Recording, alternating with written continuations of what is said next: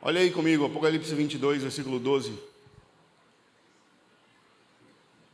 Vejam, eu venho em breve, e a minha recompensa está comigo, e eu vou dar a cada um de acordo com as suas obras. Eis que venho sem demora, e comigo está a recompensa que tenho para dar a cada um, segundo as suas obras. Feche seus olhos.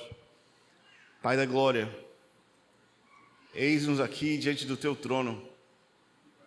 Entramos com fé e confiança, pedindo para que o Senhor derrame sobre as nossas vidas o espírito de sabedoria e de revelação. Enche os nossos corações. Espírito Santo, faz aquilo que o homem não pode fazer, aquilo que o argumento não alcança. Nós queremos um toque no coração.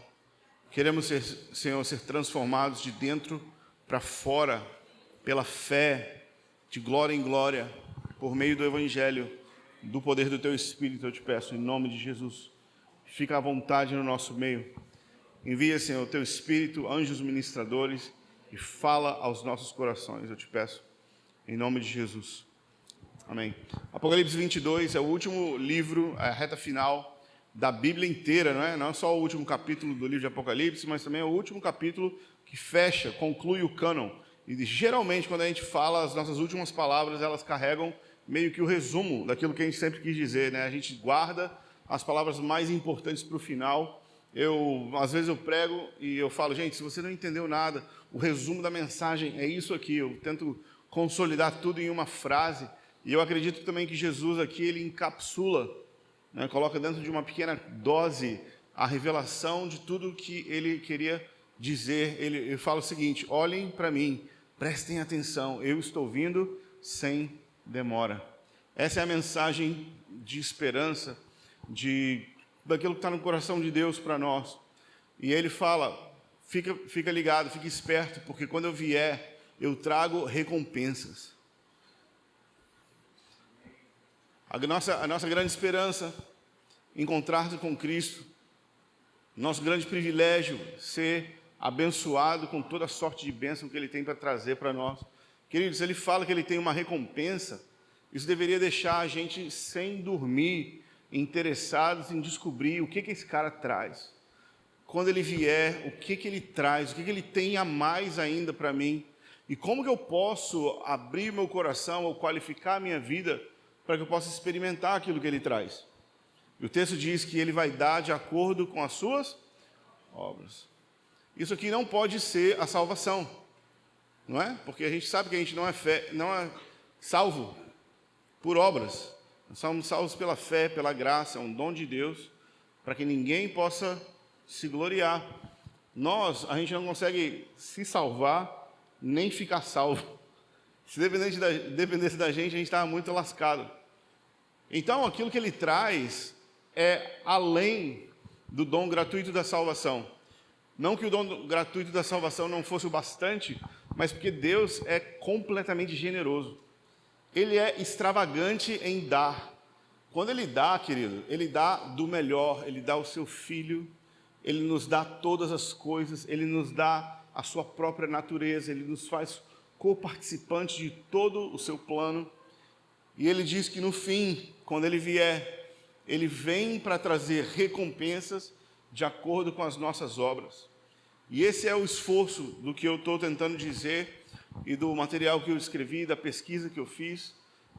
Quais são as obras que proporcionam para nós experimentar aquilo que Ele traz quando Ele vier. Se Ele está olhando, o que Ele está buscando? Se Ele está interessado, se Ele está, em busca de alguma coisa, eu quero ser achado. Eu quero que quando Ele olhe, quando Ele encontre alguém, eu quero ser achado segundo o seu coração. Eu quero estar posicionado de maneira correta e adequada para me qualificar, para receber recompensas eternas. Queridos, todos nós somos motivados por recompensa todos os dias. É ou não é? Todo dia, querido, você lava a cara nas águas sagradas da pia. A sua alma volta para o seu corpo. E você consegue ir andando até o ponto de ônibus, ou até a condução, ou o seu carro. Você chega no seu trabalho. e de 8 a 6 você aguenta o seu chefe, você aguenta os seus colegas de trabalho, você suporta o desafio da tarefa em si, você faz tudo aquilo por quê? Porque pela fé você acredita que se você fizer aquilo todo dia, no dia 30, o patrão vai fazer o quê? Pingar aquele pix. E aí você encara, não é? Você não encara a vida, querido? A vida é mole. Dizem que era para a gente matar um leão por dia, mas tem alguém deixando escapar os deles aí, e sobra para mim. Outros leões. É difícil, a vida é dura. O trabalho, a rotina, os desafios, o cansaço físico, o esgotamento mental, as pressões, os boletos, tudo isso é muito sobrecarregador, sei lá como que fala, para nós. Mas a gente acha que vale a pena ir lá. Mas tem que ter muita fé, não é? Que um cara vai depositar um Pix para você. Quem te garante? Mas a gente vai todo dia, crendo que se a gente for fiel, a gente vai receber o prêmio, a gente vai receber a recompensa. Porque a gente crê que ao fazer uma coisa, aquilo é digno de ser recompensado. Você faria a mesma coisa se não tivesse o fator Pix? Dificilmente, né? Você manteria a mesma pegada? Você trabalharia com o mesmo afinco? De maneira nenhuma. E muito pelo contrário, se a gente encontrar um trabalho melhor, a gente fala tchau, bênção, até a próxima, partiu, porque lá a recompensa é... querido, todo mundo está ligado já nas recompensas, como é que funciona? Viu? Já acabamos aqui. É isso aí. Você entendeu o princípio. Pela fé, você acredita que vai receber algo que vale a pena você viver o agora. E aí você enfrenta o hoje de maneira corajosa, à luz do futuro. A escatologia é isso. Quando você vê o retorno de Jesus na sua devida proporção, o agora se coloca no seu lugar. E o futuro ganha muito mais espaço, beleza e importância.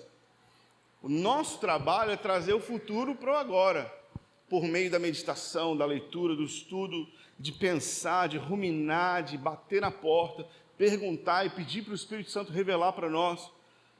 Deus, qual que é o seu plano? Qual é a beleza do seu plano? E ele fala, eu tenho um livro inteiro. É o livro da revelação de Jesus Cristo, é o livro de Apocalipse. A finalidade das recompensas eternas é a gente conseguir deixar o futuro se tornar mais interessante, ou mais precioso do que as pressões do agora, para que então a gente possa dizer igual ao apóstolo Paulo, todas essas leves e momentâneas tribulações não se comparam com a glória que vai se manifestar em mim. Quanto maior for a nossa revelação do futuro, mais contido, menor ou insignificante vão ser as pressões do agora. Mas se a nossa revelação e expectativa no futuro for pequena, o agora vai nos sobrecarregar, nos engolir, e a gente vai ficar desconectado de viver da maneira que realmente importa. A vida que importa é a vida que tem os seus olhos no prêmio. A vida que faz sentido é a corrida que ganha aquilo que dura para sempre. Todos nós, motivados pelas recompensas, fazemos decisões dinâmicas nas nossas vidas. A gente se muda, a gente procura, a gente pede, porque a recompensa vale.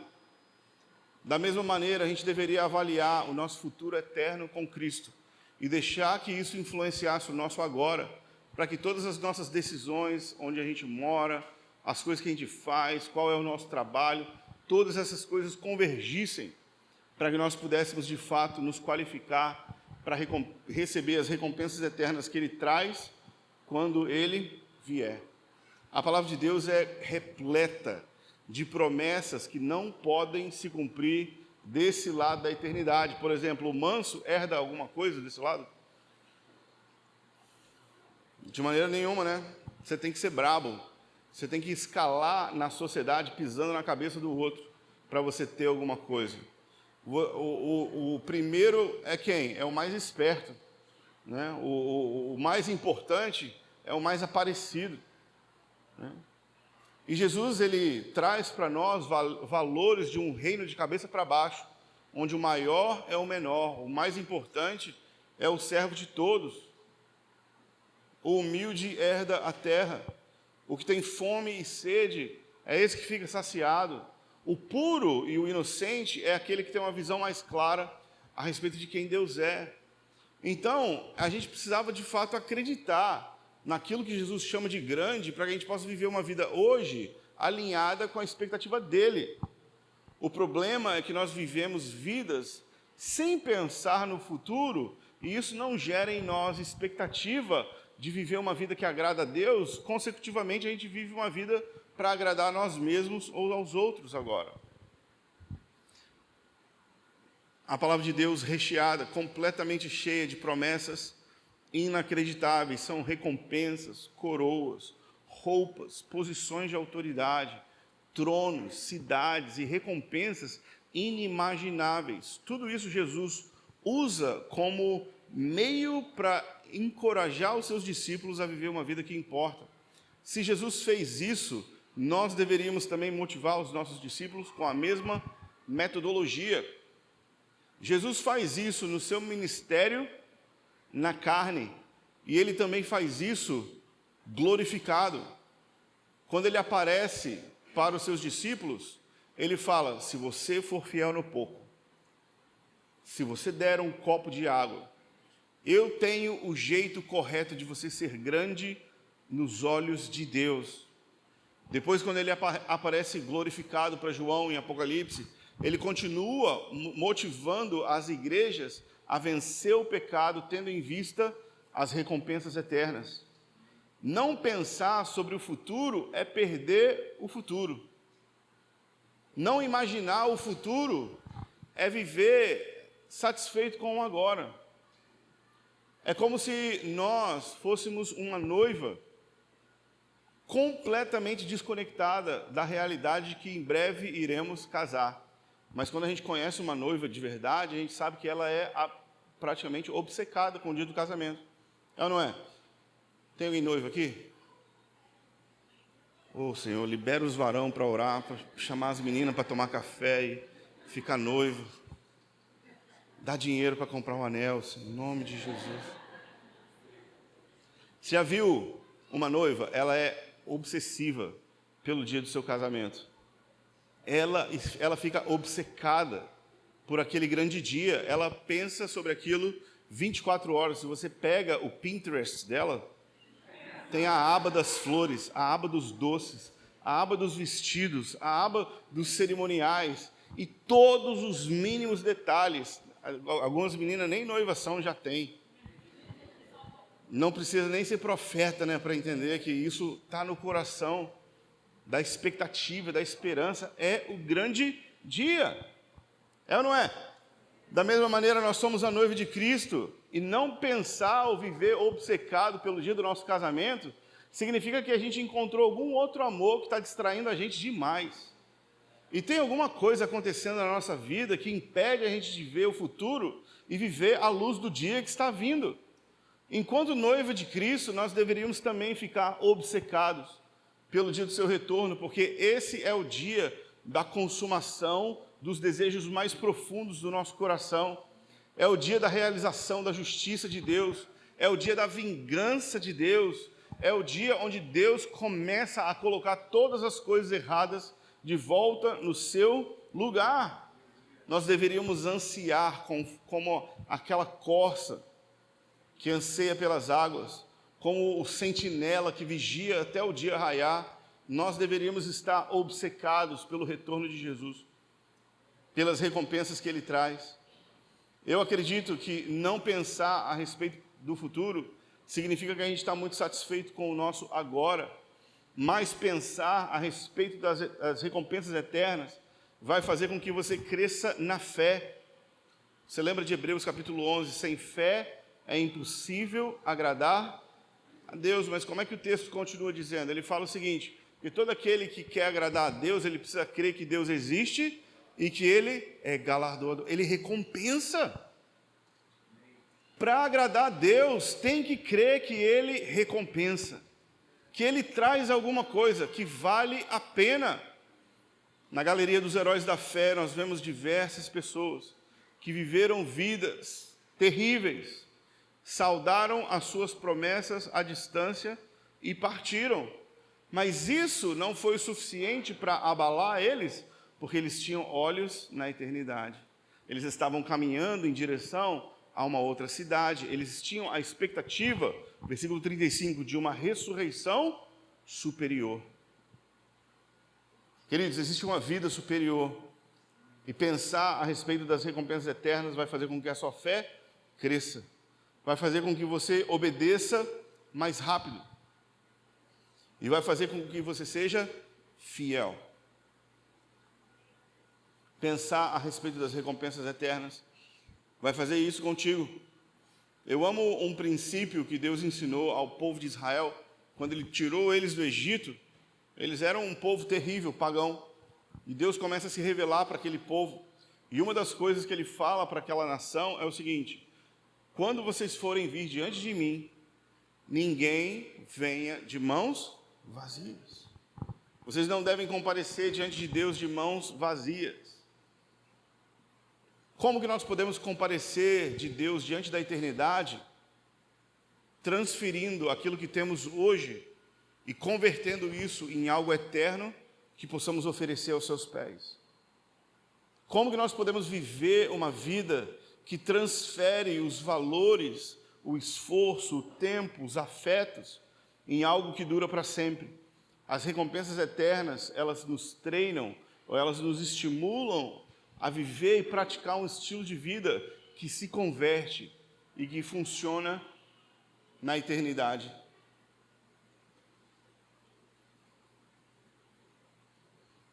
As recompensas eternas, elas vão ser uma expressão eterna do amor por Jesus que nós temos hoje.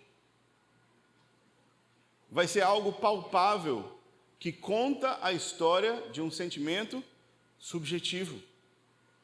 Vai ser algo tangível que dura para sempre, mas que conta uma história de como o amamos agora. Todo mundo também sabe como é que esse princípio funciona. Esse é o princípio da aliança. Quem tem uma aliança no dedo aí? Você tem uma aliancinha? Esse pedacinho de ferro, na prateleira, ele significa nada. Ele só significa um pedaço de ferro e que você olha para ele ou não, dependendo do preço. Mas quando ele pega dali e bota no dedo de alguém, aquele pedaço de ferro passou a contar uma história, mesmo sem dizer nada. Qual é a história? A história é a seguinte: essa pessoa, ela foi escolhida, ela foi desejada, ela foi redimida. Existe alguém que ama e deseja a pessoa que usa esse anel e prometeu que até que a morte o separe, ele vai amar. Aquele pedacinho de ferro por onde a moça anda diz algo sobre ela. Aquela conversa que era subjetiva, tá ligado, né? Papo de namorado. Ah, vamos casar um dia, né? Vamos juntar nossos paninhos. Quem sabe, né? Poxa, não sei o quê, arrumar um emprego melhor. Tenho o sonho de casar contigo. E aqueles papos assim, que não tem prática, não tem assertividade, não vai para lugar nenhum. De repente, quando o anel entra no dedo, a história muda. Porque agora tem uma data. Agora o futuro invadiu o presente. Aqueles sentimentos que eram só ideias, eles se materializaram. E você pode tocar, pegar, apertar, olhar. Aquele pedaço de ferro diz algo a respeito do meu coração que eu jamais poderia expressar. Que eu não consigo compreender todo o mistério por trás de amar alguém. Mas mesmo assim, isso aqui conta a minha história. As recompensas eternas, elas vão contar diante de Deus e dos homens como nós amamos Jesus desse lado da eternidade, e às vezes a gente nem conseguia expressar. Às vezes a gente não conseguia falar o que a gente estava sentindo. Às vezes as pessoas não conseguiam entender aquilo que a gente estava tentando falar. E às vezes a gente amava em silêncio e ninguém via, ninguém conseguia perceber, mas nós tomamos decisões, fizemos escolhas baseado no nosso amor por Deus.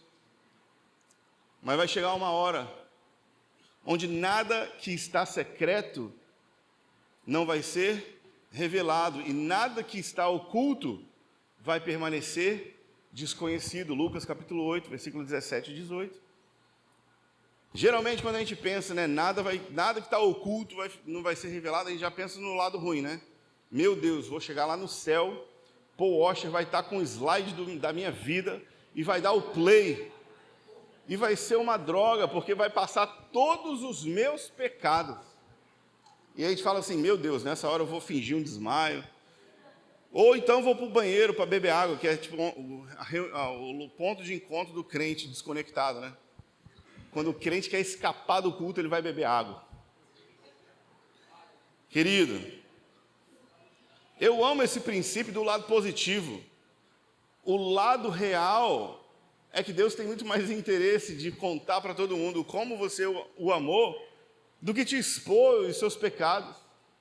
Esse negócio de passar pecado no telão está por fora. O que Jesus quer é contar a sua história de amor para sempre.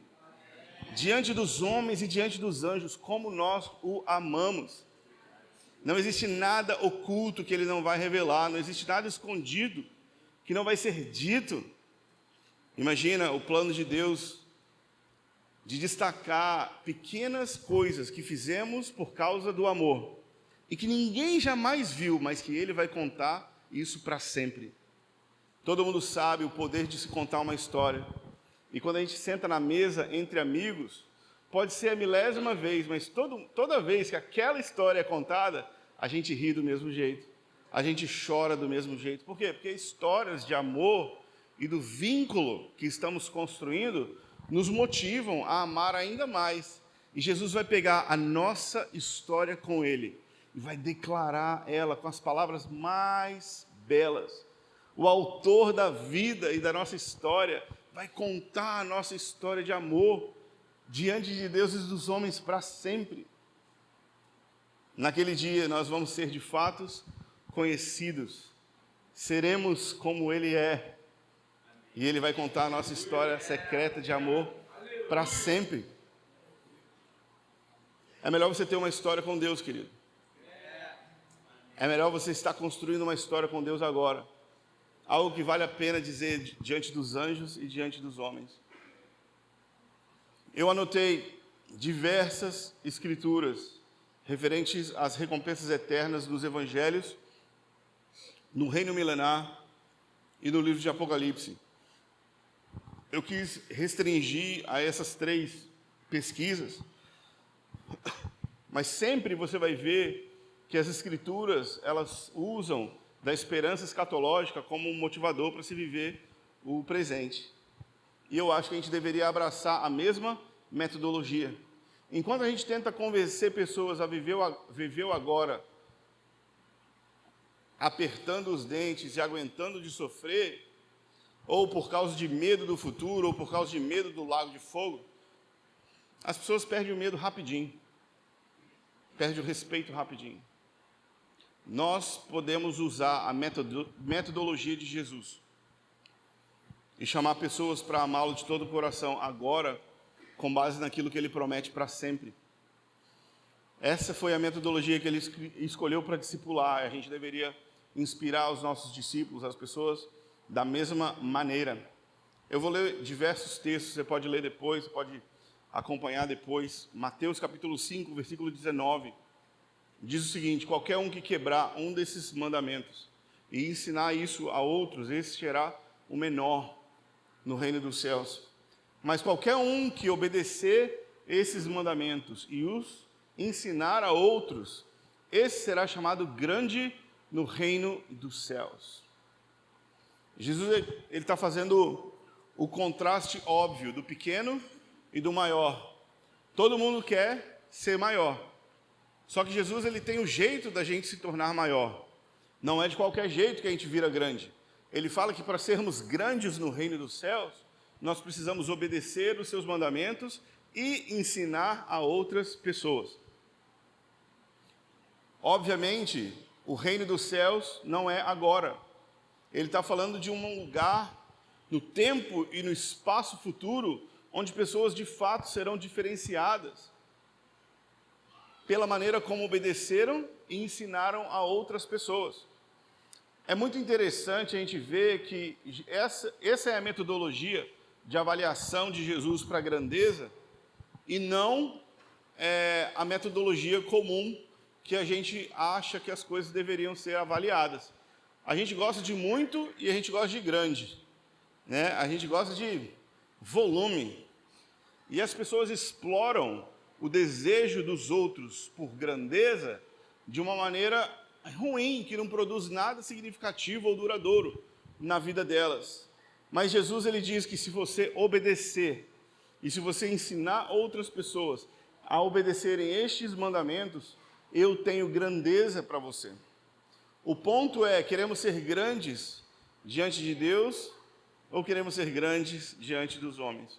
O problema, querido, de você se esforçar para ser grande diante dos homens é que sempre vai ter um chinês melhor que você. E aí, os seus 5 minutos de fama vai acabar e já era. Sempre vai ter um chinês que faz o cubo mágico mais rápido.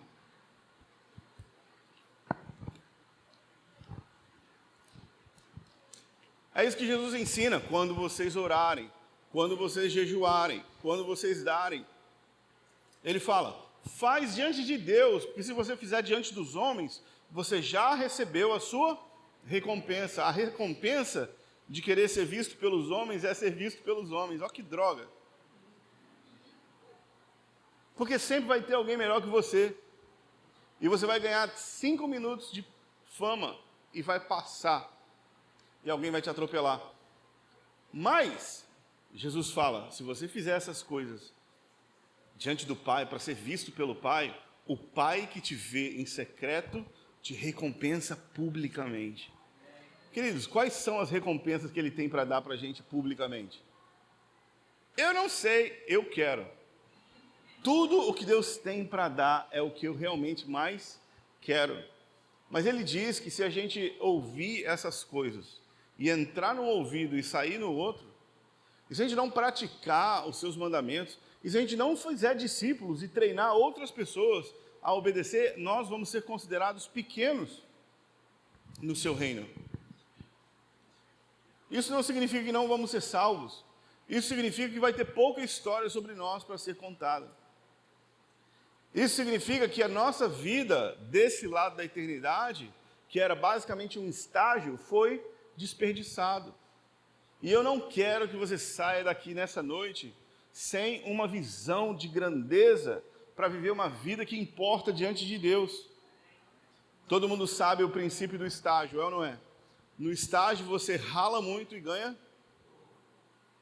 Mas a gente faz por quê? Se a gente for fiel no pouco, quem sabe a gente não vai ser contratado, promovido, assinado carteira e ganha um cargo de verdade. Queridos, esse lado da eternidade é só o estágio. Ninguém é grande. Nada que está acontecendo desse lado importa. Por maior que seja o número, Deus olha assim e fala, bonitinho, né? Tipo o Billy Graham, ele enche os estádios, mas ele ainda não é aquilo que ele vai ser. Só que Deus deu para ele aquela tarefa para fazer. E ao fazer aquilo de todo o coração, que é obedecer o que Deus mandou e ensinar outras pessoas a fazer a mesma coisa, Deus vai chamar ele de grande. Mas o que torna ele grande não é o estádio que ele enche, mas é a obediência com que ele faz qualquer coisa. Isso ajuda a gente a ser fiel no pouco. Querido, se Deus colocou diante de você uma pia, é isso. Só Deus sabe o esforço de uma mãe de manter as crianças vivas e fazer com que elas entrem no uniforme e cheguem na escola. Gente, isso é digno de recompensa. Só que se a mãe faz com raiva, com ira, faz o que tem que fazer, ela já perdeu a sua oportunidade. Mas se ela faz de todo o coração, como se fosse ao Senhor, sabendo que os olhos de Deus estão sobre ela o tempo inteiro, e que mesmo que não tenha um impacto ministerial, aquilo é feito de maneira que agrada ao Senhor, que ela está, sabe, obedecendo os mandamentos do Senhor para a vida dela, Deus chama isso de grande. Então, não é o número que você alcança para atingir determinada categoria Platinum e a partir daí passa a valer. É tudo. Tudo importa. Qualquer coisa importa, se nós fizermos de todo o coração. Amém? Olha que legal. Se a gente fizer tudo isso, a nossa vida vai dar muito certo, é ou não é? Não, Jesus ele fala o seguinte: bem-aventurado ou fiquem felizes quando vocês se alegrem, porque grande é a sua recompensa nos céus quando vocês sofrerem perseguições. Ele fala que, gente, o resultado natural de viver uma vida que glorifica a Deus é sofrer perseguição. Só que, ao sofrer perseguição, a gente fica feliz, porque Jesus prometeu para a gente o quê? Uma grande recompensa no céu. Só que se a gente não pensa no céu, a tribulação fica desse tamanho. Só que se a gente pensa no céu, a tribulação fica desse tamanho. Por que as pessoas são engolidas pelas tribulações? Porque elas não têm expectativa ou perspectiva eterna. Elas vivem para o agora. Elas vivem para ser felizes. Queridos, o plano de Deus não é te dar uma vida feliz.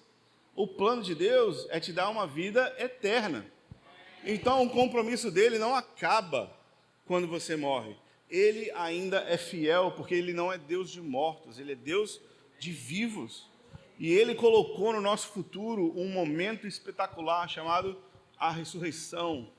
E é nesse minuto, nesse momento, onde os nossos corpos vão ressurgir e nós seremos glorificados num abrir e fechar de olhos. Mas como se não bastasse, o Deus que nos salvou, nos santificou, agora ele também nos glorifica. Romanos capítulo 8.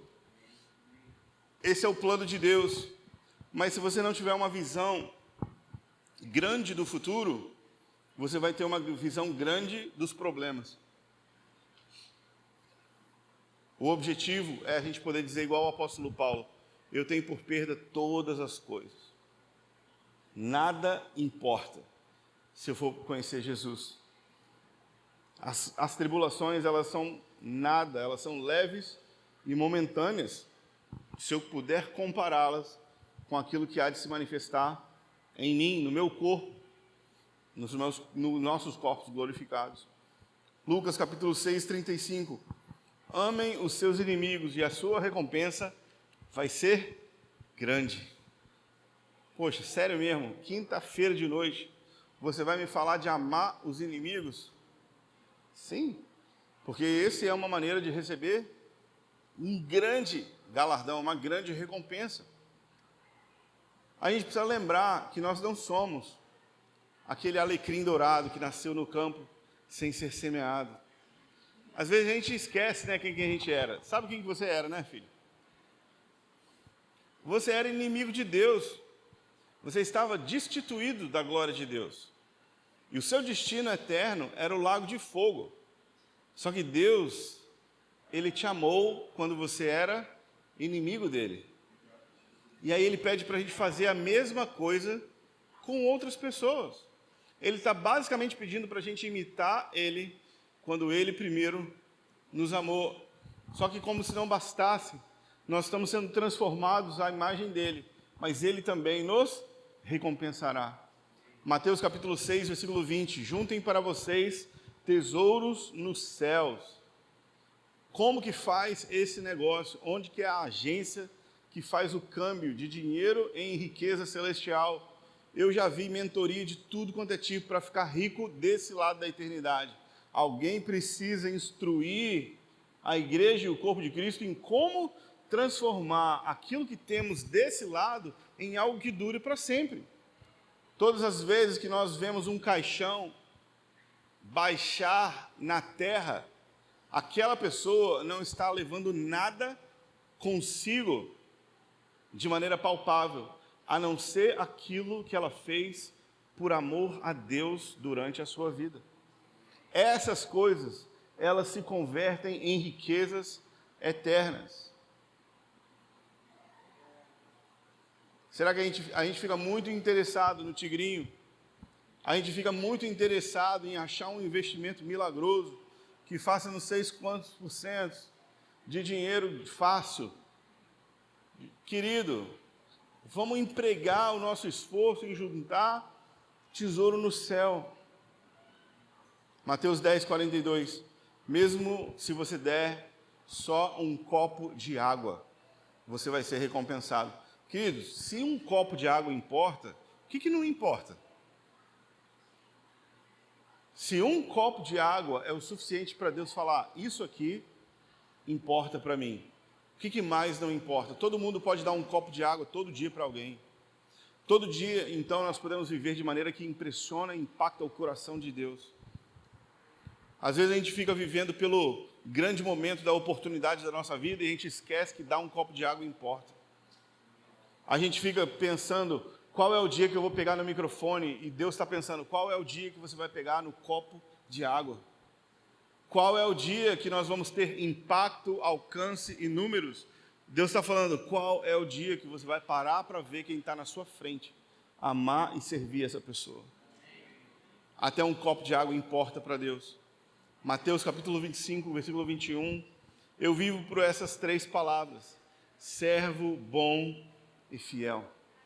Imagina você entrar pelos portões da eternidade e ser recebido por Cristo com essas 3 palavras: servo bom, servo fiel. Você foi fiel no pouco e agora eu vou te colocar para governar sobre muitas coisas. Entre agora mesmo no gozo ou na alegria do seu Senhor. Essa frase deveria libertar a gente de querer ser visto pelos homens, porque apenas Deus é capaz de pegar as nossas pequenas coisas e transformar em algo realmente significativo e nos dar a plenitude de alegria na presença dEle. Mas enquanto nós vivemos para tentar provar para os outros que temos valor, a gente perde a oportunidade de ouvir de Cristo, servo bom e fiel. Lucas 19, versículo 17, porque você foi fiel no muito pouco, eu vou te colocar com autoridade sobre 10 cidades. Será que Jesus estava enganando os discípulos? Será que ele estava falando 10 cidades de brincadeirinha, só para eles ficarem impressionados pelo corrupto coração megalomaníaco deles? Mas Jesus não queria dizer o que ele estava querendo dizer? Eu acho que não. Eu acho que nós não fazemos ideia do quão generoso é o coração de Deus e do quão extravagante é o seu coração em dar. Nós estamos prestes a descobrir o quão generoso Deus pode ser. Se Jesus usou esse tipo de motivação, nós deveríamos abraçar o mesmo modelo. Jesus achou que era digno motivar as pessoas a pensar no futuro para vencer o agora. Existe um período de tempo chamado Reino Milenar, e nesse período de tempo é onde eu creio que a maioria das nossas promessas, elas vão de fato se cumprir. Mas como que a gente vai se tornar algo que a gente nunca quis ser agora? Que estranho seria, não é? A gente ir para o céu ou a gente ir para o reino milenar e a gente ser aquilo que a gente nunca quis e a gente se tornar aquilo que a gente nunca desejou. Será que seria justo ou honesto conosco Deus nos dar aquilo que a gente nunca pediu? Aquilo que nunca foi do nosso interesse? O reino milenar é um período de 1000 anos, onde Jesus vai governar o mundo em parceria com os santos. Apocalipse 20, de 4 a 6. Então eu vi tronos, e os santos estavam assentados neles, e eles reinaram com Cristo por 1000 anos. E eles foram sacerdotes para Deus, e reinaram com Ele durante 1000 anos. Deus nos comprou para que nós pudéssemos ser reis e sacerdotes e reinar juntamente com Ele. Mas o reino milenar nada mais é do que a sequência natural da nossa devoção hoje. Quando Jesus ressuscita, Ele volta para o mesmo ministério, para os mesmos amigos, com o mesmo alcance, falando as mesmas histórias para as mesmas pessoas. Ele não foi promovido e foi agora ser recebido ou encontrar-se com outras pessoas. Ele, com um corpo glorificado, depois de ressuscitar, se encontrou com as mesmas pessoas para falar das mesmas coisas. A sua vida vai ter conexão diária com aquilo que você é agora. É melhor você começar a viver agora, à luz daquilo que você deseja ser, crendo nos planos incríveis que Deus tem para você. Não seria nada justo se Deus te tornasse em algo que você nunca desejou se tornar. Apocalipse capítulos 2 e 3 são 7 cartas que Jesus envia para 7 igrejas da Ásia Menor. Em Atos capítulo 19, o apóstolo Paulo prega na cidade de Éfeso. Um grande avivamento explode naquele lugar e igrejas surgem em toda a região. Éfeso, Esmirna, Pérgamo, Tiatira, Sárdios, Filadélfia e Laodiceia. Essas igrejas, elas são encontradas num momento de dificuldade, mais ou menos 30 anos depois, e Jesus envia 7 cartas para esse povo. Perdão. Cada carta é mais ou menos a mesma estrutura. Jesus se apresenta, e Jesus chama eles para se arrepender ou para vencer algum tipo de pecado, e Jesus promete recompensa se eles vencerem o pecado. Essa é a maneira como nós vivemos.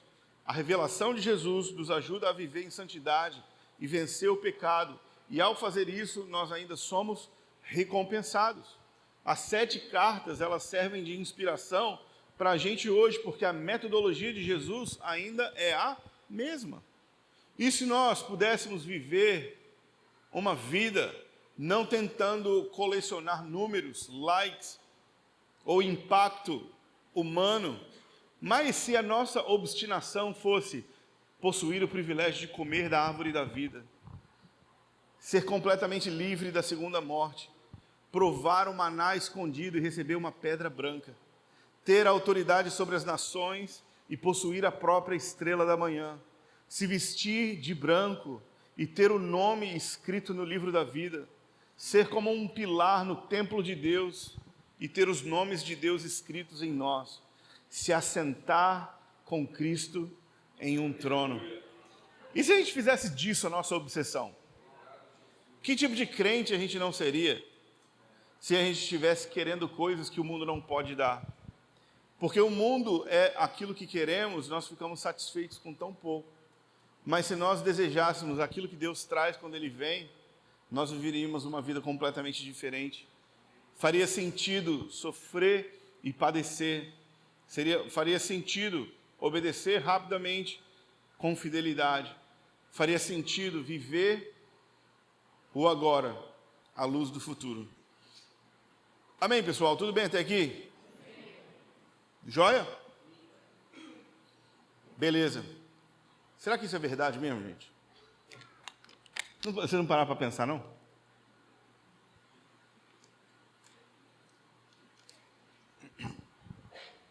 Você sabe, né, que esse negócio de ficar acreditando no pregador, depois o pregador faz uma coisa errada, as pessoas ficam escandalizadas. E joga fora todo o ensino. Vocês têm que ver com seus próprios olhos na Bíblia. Não acredita em mim, não.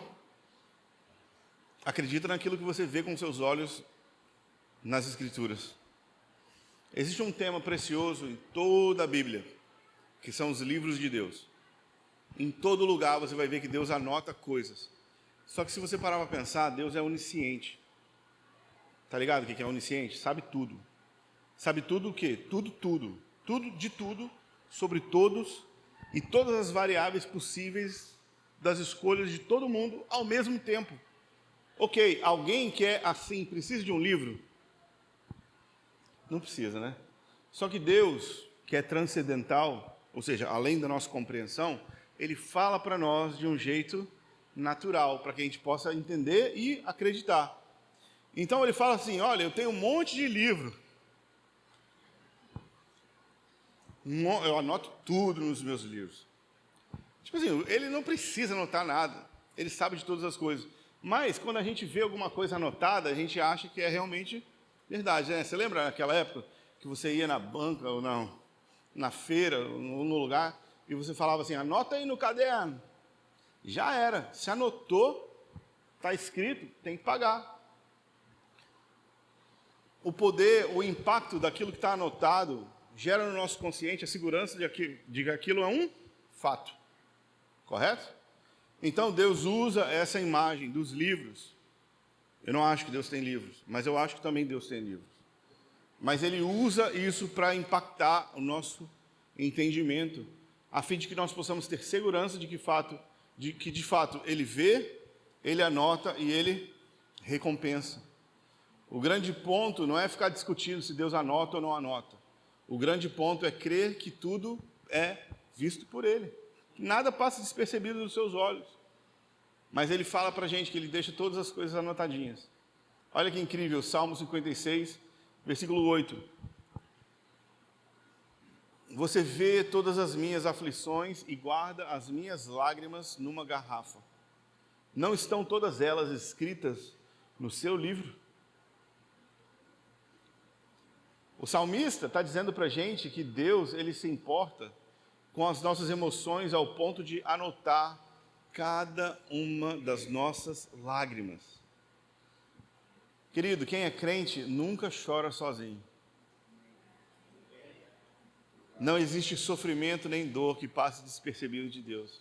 Ele vê você o tempo inteiro. Se você tentar chorar no chuveiro para ninguém te ver, Ele está lá. Se você tentar abafar a cara no travesseiro, Ele está lá, anotando cada lágrima que cai dos nossos olhos. Todos os nossos sofrimentos são vistos por Deus. Isso mostra para a gente que Ele é um Deus relacional e envolvido com os nossos sentimentos. Ele se importa com aquilo que a gente sente. Aquilo que dói em nós também é importante para Ele. Deus se importa ao ponto de anotar cada uma das nossas lágrimas. Queridos, mas Deus, Ele não anota as lágrimas à toa. Eu acredito que Ele anota, porque o plano dEle é fazer justiça e trazer redenção.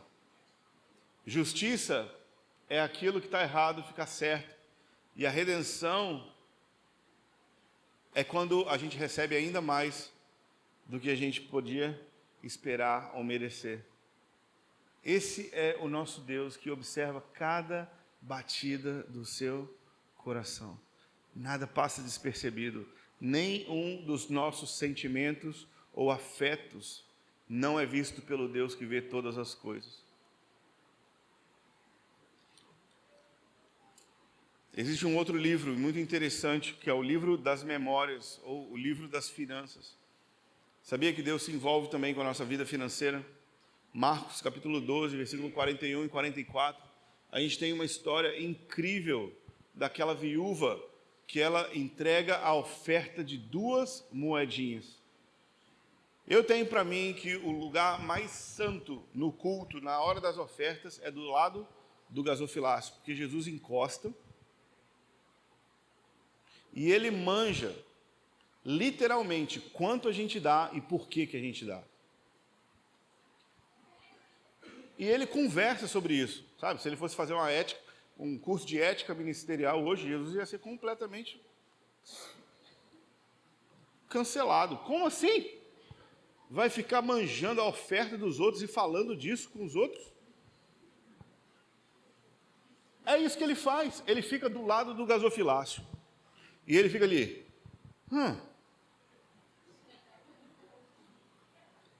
Porque Ele vê o coração das pessoas. Mas Ele também vê os valores. E Jesus é interessado nas nossas finanças porque Ele sabe que o nosso coração segue o nosso dinheiro. E se você quiser descobrir quem uma pessoa adora, você tem que descobrir onde essa pessoa gasta. Se você quiser saber onde está o coração de alguém, você precisa pegar o extrato dessa pessoa. E Jesus, Ele vê, Ele anota e Ele fala sobre isso. Jesus chega então e chama os seus discípulos e fala: e aí, qual oferta vocês ficaram mais bolados hoje? Qual foi a mais sinistra? Qual foi a oferta mais espetacular? E os discípulos, certamente foi daquele cara que chegou com um carro importado, sinistro, entrou pela área VIP e, pô, meteu aquele Pix altíssimo. O cara entrou com um malote de dinheiro. E a gente já fica assim, não, e Jesus fala, não, vou te dar uma pista, foi uma mulher. Aí ele fica, aquela da bolsa Prada, aquela moça das unhas perfeitas. Sabe, a forma como a gente vê é tão errada, tão suja, tão horrível. Por isso que a história da unção do rei Davi mostra como Deus vê. Ele vê o coração. Ele vê a motivação por trás de todas as coisas que a gente faz. E é possível impactar o coração de Deus dando 2 moedas. Muito mais do que dando um monte de dinheiro, mas isso não significando nada para nós. Jesus, ele junta os seus discípulos para conversar a respeito da oferta de uma viúva que entregou 2 moedas. Queridos, todo mundo tem 2 moedas aqui hoje. Isso significa que todo mundo pode causar impacto no coração de Deus ao dar. E isso também revela que todo mundo que fala, um dia eu vou ter muito para poder abençoar a obra de Deus, essa pessoa só está se enganando. Porque a gente não é fiel no pouco, a gente não vai ser fiel no muito. A gente tem que treinar agora com o que temos. Temos que começar a dar generosamente, fielmente, porque Deus sabe que o nosso coração segue o nosso dinheiro. Queridos, um dia você vai estar lá no mar de vidro, diante do trono de Deus. E aí Jesus vai falar assim, ei, tudo bem? Fala com a pessoa do seu lado, dá um bom dia aí para ela, dá uma boa eternidade, sei lá com o que ele vai falar. E aí, mano, um dia você vai sentar do lado da viuvinha. E ela vai falar assim, eu sou aquela. E Jesus vai falar assim, né? Pergunta para o irmão como que ele chegou aqui no culto hoje, tá? Aí uma mulher vai falar, eu sou a viúva que deu 2 moedas. Você vai abraçar a velha. E você vai falar, o seu exemplo de generosidade me libertou da mesquinhez. E eu então passei a viver sabendo que 2 moedas importam. Tira uma foto comigo. Aí você vai tirar uma foto com a velhinha. Pô, não é todo dia, né, que a gente encontra um mito desse. Quem são as pessoas que vão ser lembradas eternamente? A mulher está escrita na palavra de Deus para sempre, porque ela deu 2 moedas. 2 moedas, todo mundo pode impactar também o coração de Deus. Atos, capítulo 10, versículo 4. Um anjo aparece para um homem chamado Cornélio e fala, Cornélio, as suas orações e as suas ofertas, elas estão todas anotadas em um livro memorial diante de Deus. Toda vez que um anjo aparece, querido, é alguma coisa espetacular, é ou não é? Quando Gabriel aparece, é Jesus que vai nascer, é João Batista que vai nascer. São coisas terríveis. Aqui o cara aparece para falar que a oferta do homem está anotada. Por quê? Porque a gente precisa saber que nada passa despercebido diante de Deus. Sejam 2 moedas e sejam lágrimas. Seja um copo de água. Tudo é visto por Deus. Malaquias capítulo 3, todo mundo conhece essa passagem bíblica. Trazei todos os dízimos à casa do tesouro. É ou não é? Esse é o texto oficial. Domingo de manhã a gente fala, gente, traz o dízimo. Tem que ser fiel nos dízimos e nas ofertas. O que pouca gente sabe é que Malaquias é um bate-boca entre Deus e os israelitas. Deus fala o seguinte, vocês estão me roubando. Não, eu roubando você? Como? Vocês estão me roubando nos dízimos e nas ofertas. É um bate-boca só o livro. O que poucas pessoas sabem é que lá no versículo 16 de Malaquias 3, o Senhor ouviu, e um livro da memória foi escrito diante dele, com o nome daqueles que temeram ao Senhor e que pensaram ou ponderaram sobre o seu nome. O nome de geral que estava sendo fiel nos dízimos e nas ofertas está escrito. Por outro lado, as nossas finanças podem mostrar o quão distantes estamos de Deus. Existem vários livros que hoje a gente não tem tempo para cobrir, Mas a finalidade dos livros é entender que Deus vê tudo, Ele anota tudo e tudo importa. Beleza? Não tem um minuto que não seja importante, tudo importa. Um outro tema bíblico muito interessante são as coroas. E ao longo do Novo Testamento, nós vamos identificar essa figura como o prêmio pela corrida da vida cristã. Todo crente, a sua vida é uma corrida. E o apóstolo Paulo, ele, em 1 Coríntios 9, usa o exemplo do atleta. E ele fala que o atleta, ele faz exercício, olha que estranho, faz exercício, faz dieta, e se dedica pra caramba para ganhar uma coisa que não vale nada, que perece. Naqueles tempos, o prêmio era uma coroa de louros, que era uma coroa de planta. E todo mundo sabe que a erva murcha e seca. É o contrário daquilo que sai da boca de Deus, que dura para sempre. E o apóstolo Paulo, ele fala, tá ligado? Esses caras fazem esse esforço para ganhar algo que é perecível. Vocês deveriam empregar o mesmo esforço para receber a coroa incorruptível. O princípio da coroa é a recompensa de uma vida, mas que ela dura para sempre. E você precisa lembrar que a nossa vida de amor por Jesus, ela pode, de uma maneira sobrenatural, se materializar em uma coroa incorruptível, que dura para sempre, mas que conta a nossa história de amor por Jesus para sempre. Assim como um anel de noivado é um testemunho vivo e vibrante de que alguém é amado e escolhido, uma coroa vai contar para sempre diante de Deus e dos anjos como nós o amamos desse lado da eternidade. A coroa, ela também conclui o plano de Deus de a gente não chegar diante dele de mãos vazias. Porque os 24 anciãos, eles pegam as suas coroas e lançam elas aos pés daquele que está sentado no trono. Não faz o menor sentido você estar diante do Rei do Universo e vestir uma coroa, mas Ele é tão generoso que quer que a gente use o nosso amor de maneira palpável e tangível. Existem coroas em Coríntios, Filipenses, Tessalonicenses, Timóteo, Hebreus, Tiago, Pedro e todo o livro de Apocalipse. O princípio da coroa é receber o prêmio de uma vida de amar Jesus. E Paulo contrasta a recompensa incorruptível com o prêmio que se perece.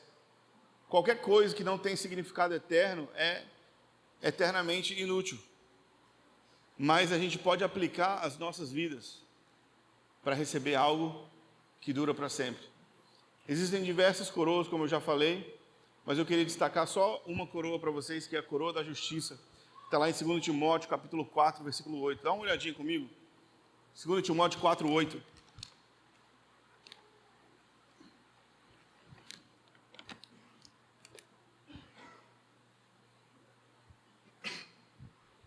Desde agora, o apóstolo Paulo vai morrer, ok?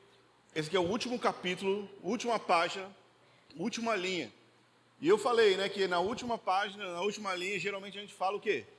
O resumo de tudo. Por que a gente faz o que a gente faz? A frase mais importante da nossa vida.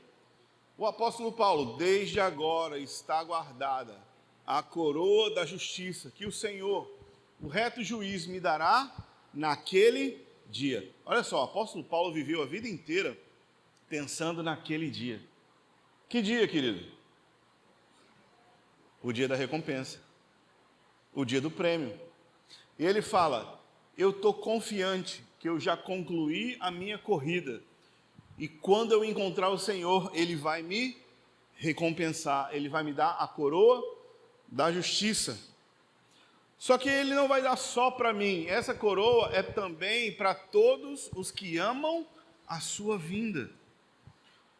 Se eu estou lendo certo, existe um prêmio por amar o dia do Senhor. Existe um prêmio para você ser um escatocrente. Se você amar e ficar vidrado em escatologia, não é um desperdício. O apóstolo Paulo, ele fala que a conclusão da vida dele é ganhar o prêmio da coroa da justiça. E essa coroa também está reservada para todos aqueles que amam a sua aparição, a sua chegada, a sua vinda. Queridos, agora eu sou mestrando, né? Então vocês têm que me respeitar muito. Sou um mestrando, né? E aí, nas minhas pesquisas teológicas, eu descobri que você não ganha coroa nenhuma se você conquistar as 7 esferas da sociedade. Você não ganha coroa nenhuma se você subir numa montanha e der um grito bem alto lá em cima. Não existe nenhum prêmio para esse tipo de coisa, mas existe um prêmio incrível para quem ama o retorno de Jesus. E nessas minhas pesquisas também, eu olhando os temas teológicos da teologia sistemática, Léo, o N. Gruden, Millard, as teologias bíblicas, teologia sistemática, não tem nenhum tema teológico que ofereça um prêmio a não ser escatologia. Existe uma coroa para quem é escatocrente. Aleluia! Querido, não deixa essa fase passar, não. Tem um monte de gente amadurecendo e deixando o dia do Senhor como se fosse coisa assim. Não, queridos. Existe um prêmio para amar o retorno de Jesus, para cantar Maranata no último volume. Existe um prêmio para todos aqueles que desejam o retorno de Jesus. Amém? É só você ajustar o seu amor para o futuro. É só você colocar a sua esperança na eternidade. Você vai ser recompensado por uma coroa eterna. Amém? Queridos, estou concluindo já. Vou falar mais uma vez. Queridos, já estou concluindo, tá? Mas, tudo isso e muito mais você encontra no meu livro. Recompensas Eternas. Eu vou ficar ali, em alguma posição que o ar-condicionado bata, assinando, desenhando, fazendo qualquer coisa que você quiser no seu livro. Mas a nossa conclusão é o seguinte: existe um dia na sua vida que você não pode escapar dele. E é o dia onde você vai cruzar os seus olhos com os olhos de fogo de Jesus. Você não tem como escapar do dia do retorno do Senhor. Você não tem como escapar dos olhos de fogo de Jesus. Amém? Esse é o dia mais certo da sua vida. E aí o apóstolo Paulo, em 1 Coríntios 3, ele ensina que naquele dia toda a nossa vida vai ser testada pelo fogo. É porque quando Jesus olhar para você, você não consegue escapar, você não consegue convencer ele de outra coisa, você não consegue mudar. A opinião de Deus sobre você é a mais absoluta verdade, é a verdade mais profunda. Tudo aquilo que ele pensa sobre você te define. E aí então ele diz que naquele dia a nossa vida vai ser avaliada. E aí então o apóstolo Paulo fala assim, toma cuidado em como você vive a sua vida. Porque da mesma forma que ela é uma corrida, ela também é uma obra, é uma construção. E na construção você usa madeira, feno, palha, ou você usa ouro, prata e pedras preciosas. Eu moro numa casa de madeira, o único problema é se pegar fogo. Mas dá para morar. Mas se pegar fogo, já era. Acaba e queima até o final. Porque esses materiais, madeira, feno e palha, embora eles funcionem temporariamente, eles são consumidos diante do fogo. E a nossa vida está indo em direção ao fogo. A nossa vida está indo em direção aos olhos de fogo de Jesus. Não temos como escapar do seu olhar. A sua opinião sobre nós é a mais absoluta verdade. E o apóstolo Paulo fala, cuidado, construa com ouro, com prata e com pedras preciosas, porque esses materiais, quando eles são colocados no fogo, eles ficam mais puros, mais preciosos e mais resplandecentes. Nós precisamos ver como construímos nas nossas vidas, para que naquele dia a nossa vida não seja um desperdício. Imagina, querido, você tem enrolado todo mundo. e fingido que era o cara desse lado. E aí você chega diante dos olhos de Deus e a sua vida não valeu de nada. E tudo foi um desperdício, uma perda de tempo, de afetos, uma perda completa, uma tragédia. Por outro lado, o ouro, a prata, elas são materiais difíceis de ser encontrados. E mesmo em pequena quantidade, elas valem muito. Ou seja, se nós cultivarmos, mesmo que seja pouco ouro, ele se paga demais do outro lado da eternidade. Nós podemos construir as nossas vidas de uma maneira significativa para Deus, para que quando nós estivermos de cara com os seus olhos de fogo, a nossa vida não seja um desperdício eterno, mas ela seja recompensa eterna. Um outro princípio é o princípio de que nós podemos vestir o nosso amor por Jesus para sempre.